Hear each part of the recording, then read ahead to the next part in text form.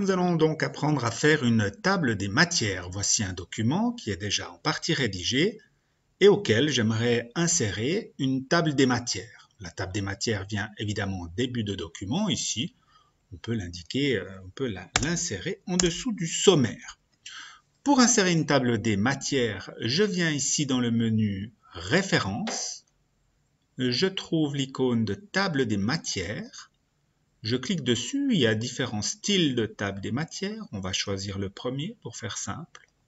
Et voici ma table des matières qui apparaît. Mais pour le moment, mon document n'est pas du tout prévu pour accueillir une table des matières, raison pour laquelle j'ai ici un message d'avertissement qui m'explique que j'ai créé une table des matières, mais que je dois appliquer un style à un texte afin que celui-ci apparaisse dans la table des matières. Voilà ce que ça signifie concrètement.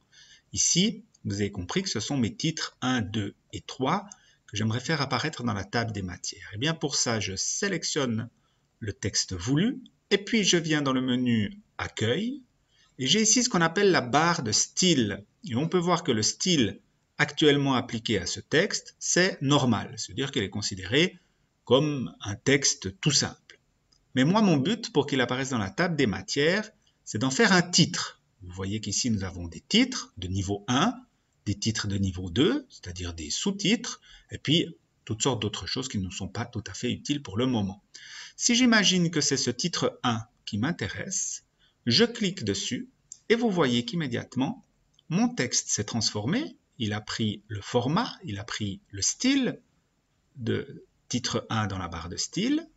Je vais faire la même chose pour ce 2 ici. Je vais faire la même chose pour ce 3 ici. À partir du moment où j'ai fait ça, je peux revenir sur ma table des matières et la mettre à jour. Je clique sur Mettre à jour et vous voyez que les titres sont apparus d'un coup et que j'ai une table des matières qui est apparue. Si ce bleu ne me convient pas et que je considère que c'est pas très joli, que j'ai un autre style d'écriture à faire, je peux simplement venir cliquer ici sur le titre choisi, dire Modifier et choisir une autre couleur par exemple, de mettre en gras le texte, et puis d'utiliser peut-être une autre police d'écriture. Et lorsque je dis OK, à ce moment-là, tous mes titres de niveau 1 vont changer en même temps. Ma table des matières est toujours fonctionnelle.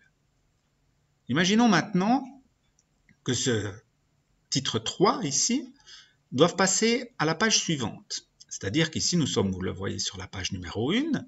Que va-t-il se passer si je pousse ce texte sur la page numéro 2?